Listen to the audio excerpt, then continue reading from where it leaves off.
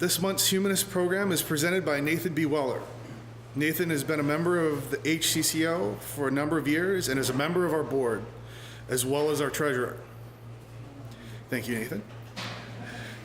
Nathan will share some of the key principles of narrative therapy, showing how an understanding of these principles and with a simple exercise or two can have a dramatic effect on our identity, sense of self-worth, and purpose in life.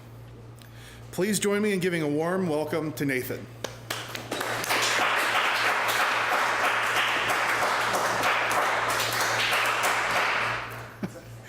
Thanks, Noah. So hey, everybody. Thanks for coming out. Really appreciate it. I'm really excited to share this presentation with you guys today. It's made an enormous impact on my life, and I hope for at least some of the people here today it will have some value as well. So what a title, right? I mean, it seems kind of ambitious for a 30 to 40 minute presentation to reclaim purpose and direction in your life, but oddly enough, I mean, like when I first did this exercise probably 3, maybe 4 years ago, I can honestly say that after the first, or that same period of time, I felt like everything in my life had changed for the better. And that's a big deal because at the time I had been in a pretty bad place and I thought improving my life or my outlook on life or my future was possibly impossible. Poor choice of words. And let me tell you why. So I know I'm not alone when I say this to this community because a lot of people are very open about their mental health, but for over a decade, I've dealt with really intense and severe bouts of depression, anxiety, and post-traumatic stress as a result of just a very messy and difficult deconversion from Christianity. After those experiences, I tried everything I could think of to find relief and healing. I saw doctor after doctor, got a cabinet full of medications, talked with therapists, very regularly. I did everything that you're supposed to do. But for years, I was just crippled by this bone-deep sadness and terrifying panic attacks, mind-numbing insomnia, and an overwhelming conviction that as a human being, I was fundamentally broken. I just didn't have a lot of hope for my brain to make some kind of a recovery based on everything I knew about the conditions I was dealing with. And as a result, I was just certain that my suffering was a life sentence. And as you can imagine, that outlook doesn't really make for a happy future. But I suppose a part of me couldn't quite give up. And as a result, I never really completely tried to not get better. And so kind of by happy accident, two things that I was really interested in intersected. The first being narrative theory, which is something I use in my work as a marketer. And then psychology and therapy, which I had started to read some books on because I thought, I'm not getting a lot out of my therapy sessions, but maybe if I read some books on it, I could, make those more productive. Well, at the intersection of those two things, narrative theory and therapy, there's this really cool practice. It's kind of newish. I believe it started in the late 70s and 80s, called narrative therapy. So what is narrative therapy? Well, in her introduction to the topic in the book called What is Narrative Therapy, Alice Morgan explains its goals.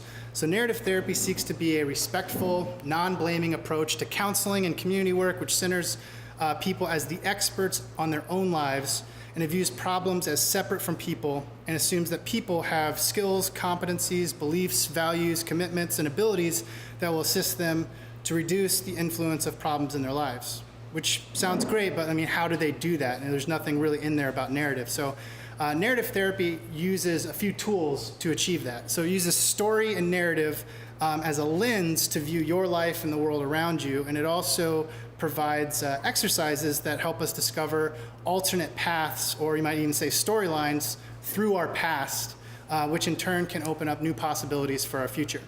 So to illustrate that, let's take a look at a quick example. So each of these dots represents an experience in your life. As they are, they're disconnected and none of them has any more weight or meaning than any of the others. But of course, as we look back on our lives, often at 3 a.m. when we can't sleep and our insecurities are wide awake and getting a workout in, we start making some connections.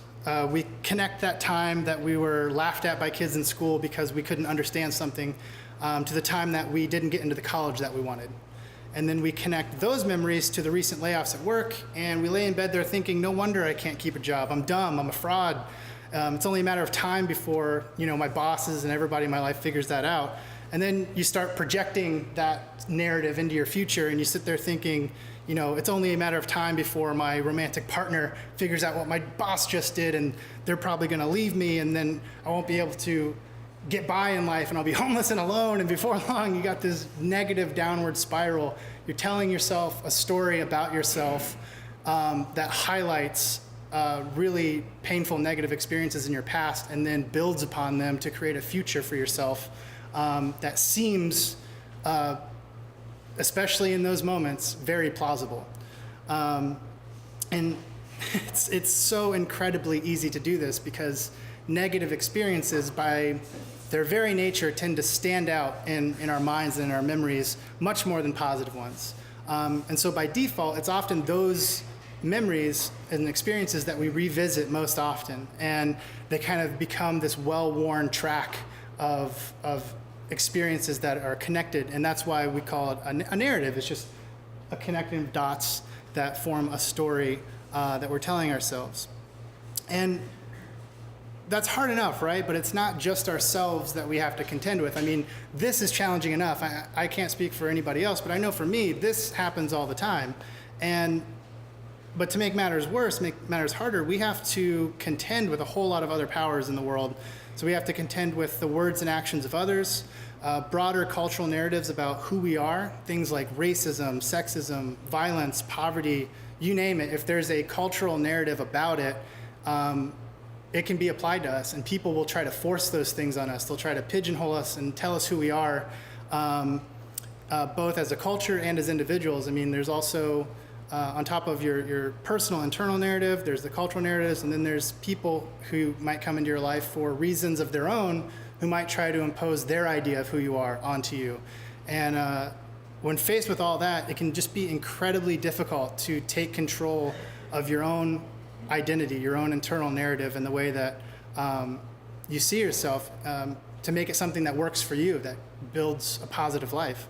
So thankfully, there are some amazing tools that have been developed by some of the pioneers of narrative therapy that can help us retell the stories of our lives in much more healthy and fulfilling ways.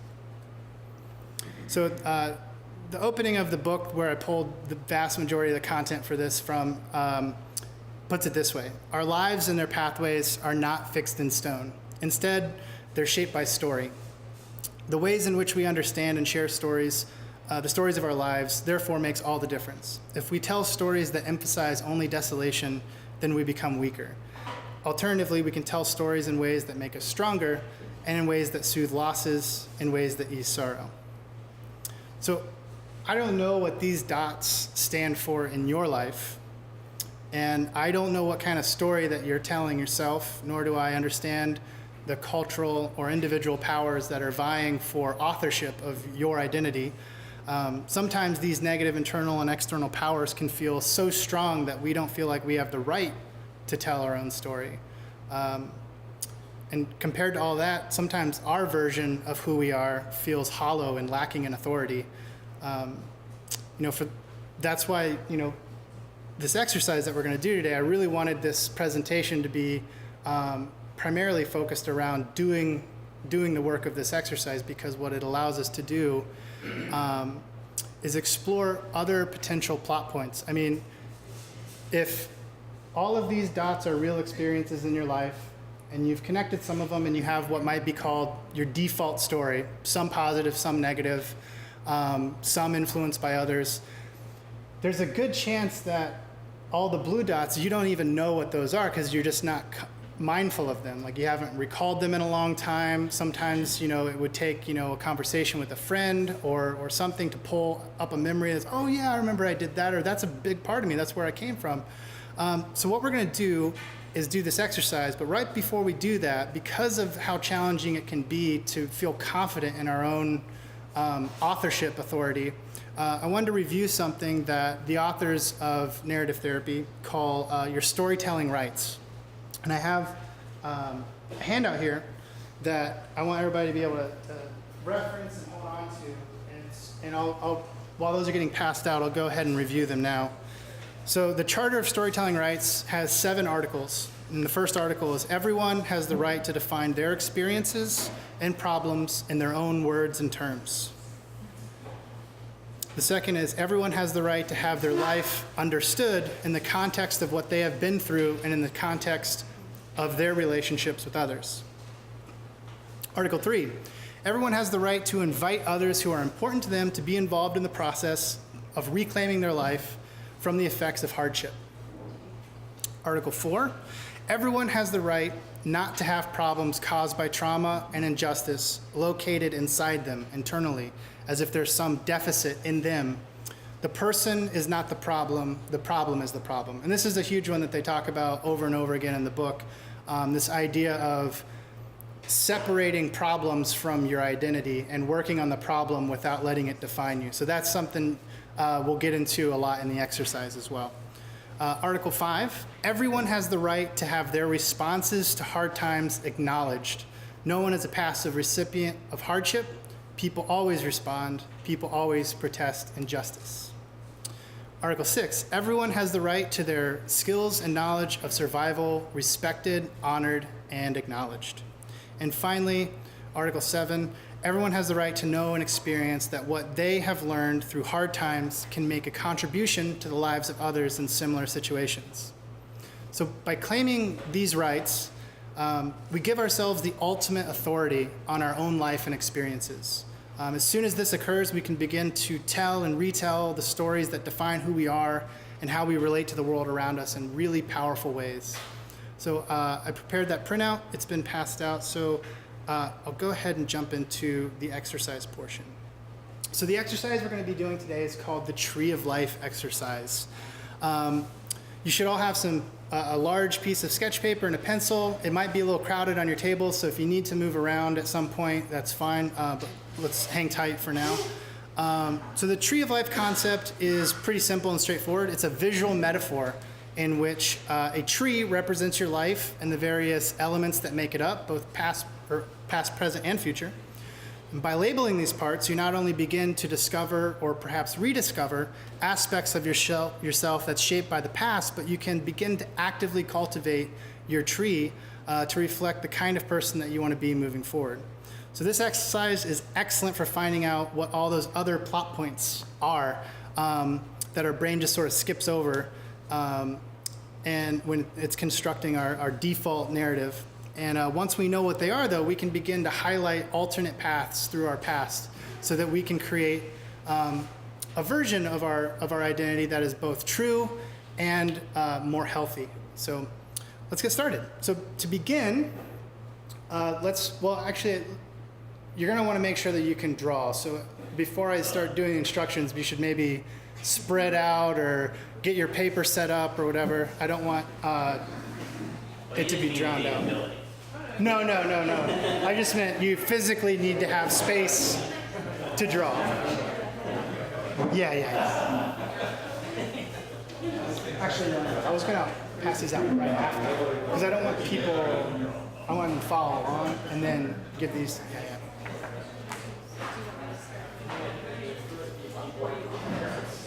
Yeah, you can do it.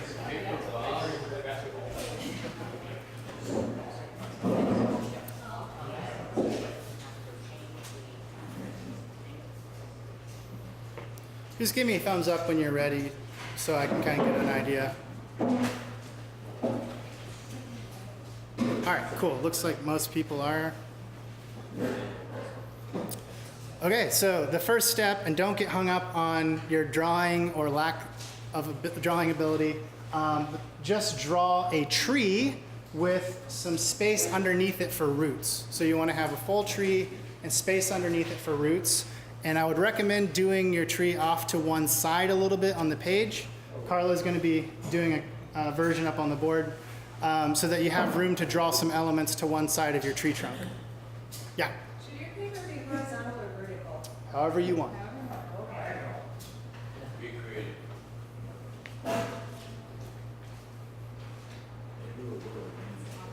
So just the trunk and the roots?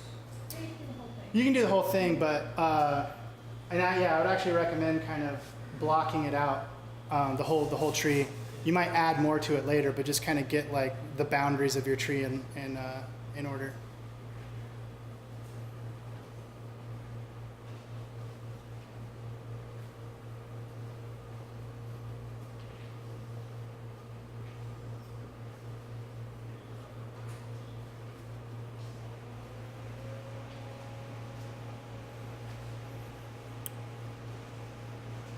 Then off to one side of your tree trunk, create sort of like a compost heap by creating like two posts that kind of create an area where you can make a little list inside of it. So, you want me to do this one? Something kind of like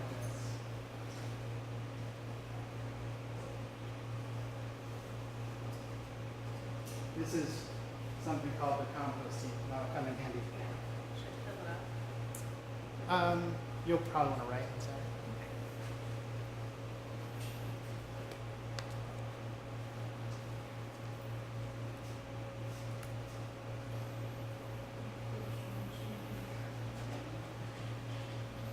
So the idea behind the compost heap is actually really cool.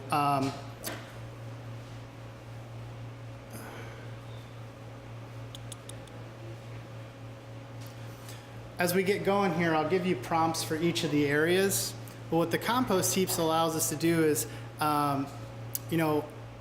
as you're putting things on different parts of your tree, there's going to inevitably be things that you don't want to be defined by. Whether it's something you recognize or have lived with for a long time, you're like, I don't like that. It's always rattling around in my head, as attached to me, defining me in a way that I don't want to be defined.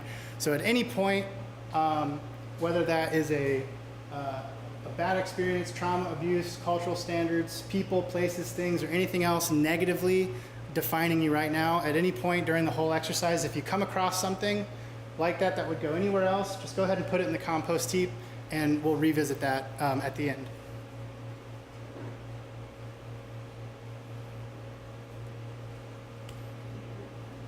Okay, so on your roots, write down where you come from. This can be your hometown, state, country, etc. You can write down the culture that you grew up in, a club or organization that shaped you as a kid, or even a parent or guardian. And I'll go ahead and just let you guys have a few minutes to do that, because I know it can take a little while to come up with ideas.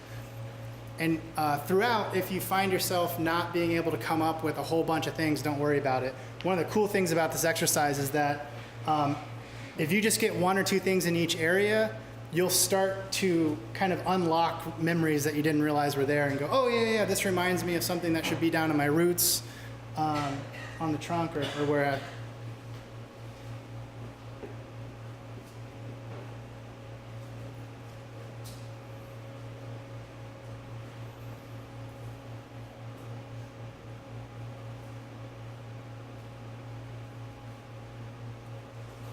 Okay, on the ground, write down the things that you choose to do on a weekly basis.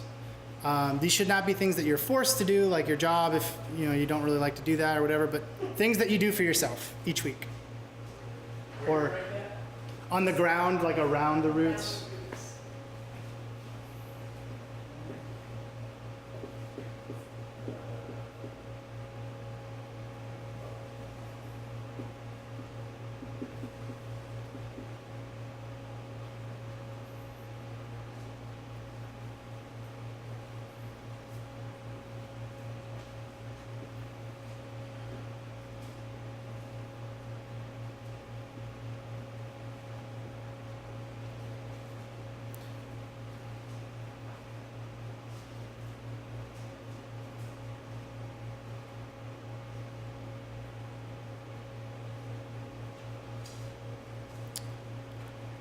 On the trunk, write your skills and values. When I was doing this, I chose to start kind of at the bottom of my trunk and write, I wrote my values first, and then I went up to skills For some reason, that just made more sense to me, but feel free to do it however you like. But skills and values on the trunk.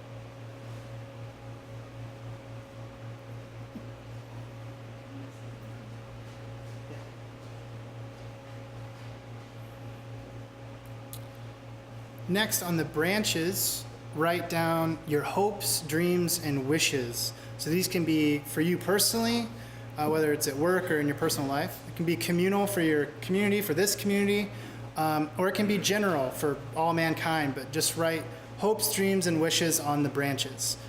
Think both long and short term. And feel free to spread them around when I get the whole tree filled up.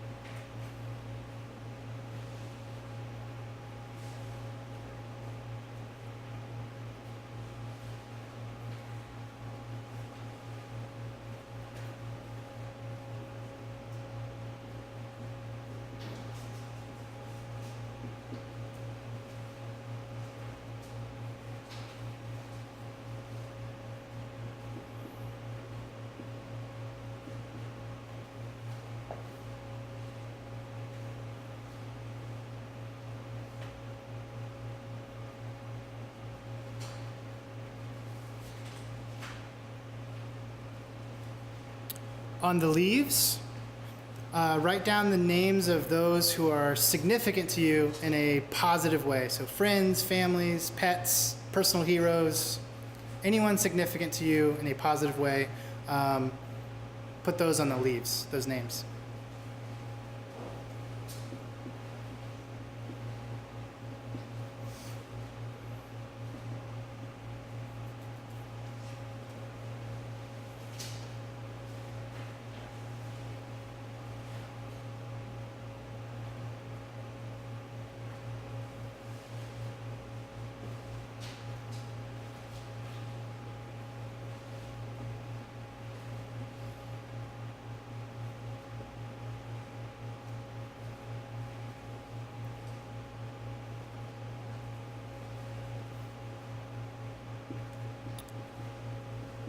And finally, we are getting to our last two things, that your tree might be getting very full at this point.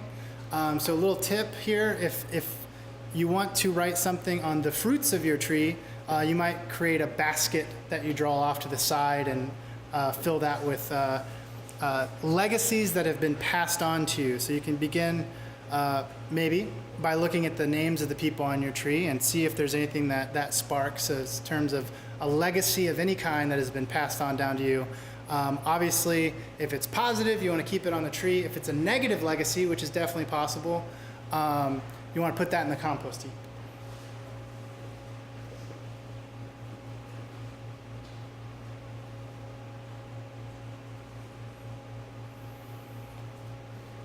And I have a handout here, so if we're moving really fast or you want to reference what each thing is again, this has all the parts of the tree and what's supposed to be there, so I'll hand those out in a moment.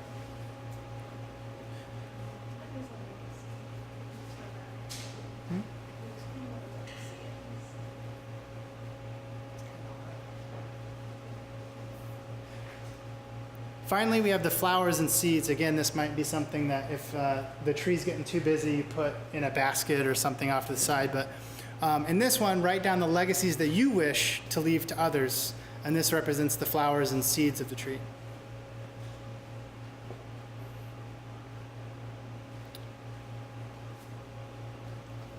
And I'll go ahead and start passing these out so that we can move on. Everybody has a reference.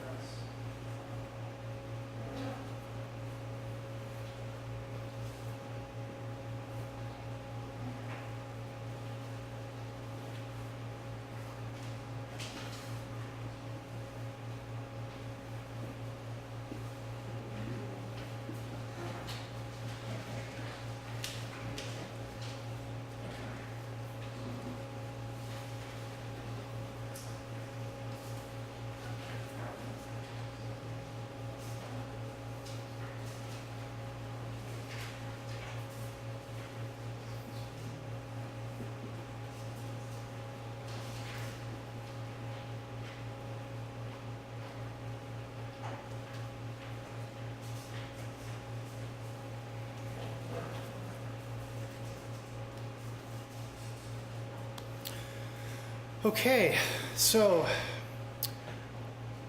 I want to talk about what you can do when you finish your tree, because obviously, we can work on this for a long time, and I actually wanted to get through the presentation relatively quickly so that you guys would have time to kind of go back through and make some connections and continue filling it out. So before we do that, though, I wanted to just talk about what you can do once you have your tree finished. So whenever you're done with everything that you can think of and the connections that you're able to make, there are a few really cool things that you can do to help bring these new ideas of yourself to life. So the first and what I thought was the most obvious one is journaling. When I first did this exercise, I had a heaping full compost heap full of relationships and experiences and my past religion and all these ideas that I wasn't sure I wanted to be a part of me anymore. And one of the interesting things about the compost heap is the whole metaphor there. The idea is that as you have things in there, I don't know about you guys, but a lot of my worst experiences in my life were also intertwined with some of the best and most instructive and most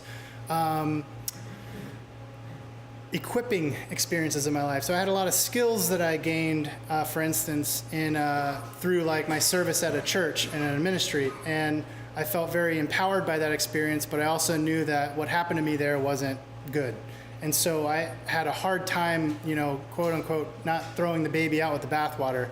And what the compost heap allows you to do is just put something in there, revisit it as a journal entry, or maybe through just meditation or whatever, and try to separate the good from the bad and say, I'm going to let the bad part of this experience kind of fade into this compost heap. I'm going to leave it there, and I'm going to identify the healthy or the uplifting or the empowering things that happened to me, and I'm going to find a place for those things on the tree disconnected from that experience. And I found that to be really, really powerful. And of course, you can journal about any aspect of it. It's great for life planning, to take each part of the tree and decide, how you want that thing to define you in the future, as well as where you can find it in the past. So one of the coolest aspects that I found about it was when I had my values and skills on the trunk, and I had friends and family and personal heroes up in the branches, what I did was I would circle one and I would draw arrows to the people that gave me that thing, that kind of instilled that value in me. So for my dad, it was discipline. And for a wrestling coach I had in grade school, it was, this idea of never giving up. And I had something in the tree for just about every family member. And one of the things that is highly encouraged in the narrative therapy practice that I took them up on was writing letters. So this was a great way for me to connect family members with things that helped make me the kind of person that I want to be, and identified both positive things in them and the things that they gave me. And so before our wedding last year, I actually just wrote each of my family members a letter and told them what I had discovered about our relationships and how they had invested in my life. And I gotta tell you, it was really, really powerful, and it wasn't as weird as it sounds. Like, they were just really flattered and thankful, and we had good conversations about it and had some hugs. So journaling, letter writing, and then of course there's also meditation through art. Another way that you can approach this is once you have everything listed on your tree, if you're a very symbolic or artistic person, you might choose to create a non-labeled version of your tree that, through the type of tree that you choose to illustrate or paint or whatever, through the types of fruits, through maybe animals or people that are in the frame, kind of tell the story of who you are in that photo. And a lot of people who have done that found that very therapeutic and a great reminder, something that they can put out in plain sight in their home, in their office, wherever, and just remind them of the type of person they want to be and the people that had really invested in them as a person. So that is all for the presentation point, but I was hoping after I open it up for questions, if there are any questions, that we could just have the music on, hang out for a bit. If people want to get back into their trees and flesh it out a little bit more, that's fine. If not, we can just hang out and talk. Were there any questions about any part of the tree that you guys wanted to bring up or talk about? Yeah, what's up? It reminds me a little bit of cognitive therapy. I think the purpose is to get you to think differently. Mm-hmm. How did this help you? Did you put things on there that you hadn't thought of, or did it help you focus on? Oh, for sure. Things, Yeah, so to be maybe a little TMI, I don't know.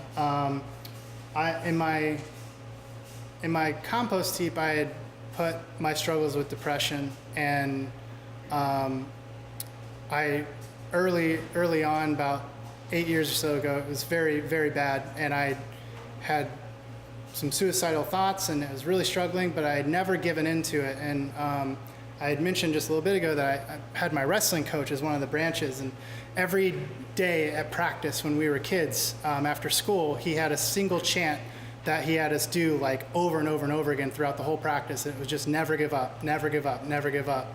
And I remember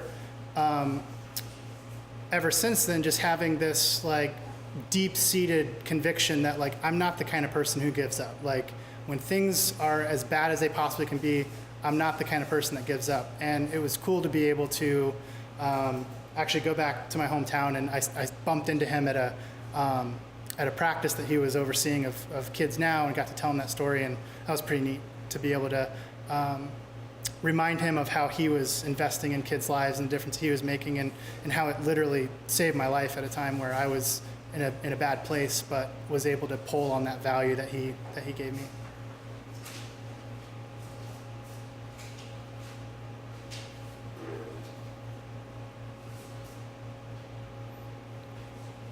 All right. So I'm just going to put the music back on. If you guys are interested in this book, you can take a look at it. This one's got my notes in it, and I had a copy that I was going to give away, but I had a friend who really needed it, so I gave it to them for free. But if you want to, I plan on getting this presentation up in the very near future, hopefully the video up today, and I will put a link to this book in the video description, and when it goes on the blog, it'll be there too. But if you want to just look it over, these are other narrative therapy and bibliotherapy, which is a very interesting kind of offshoot of narrative therapy, where people assign, like a therapist assigns you like a book or a movie that pairs with your life and it's supposed to help. But anyway, these are some books that explore those topics if you want to see what those types of things are like, or copy the titles down if you're really interested. And if you're not, just feel free to hang out. But if you want to keep working on your tree, do that too.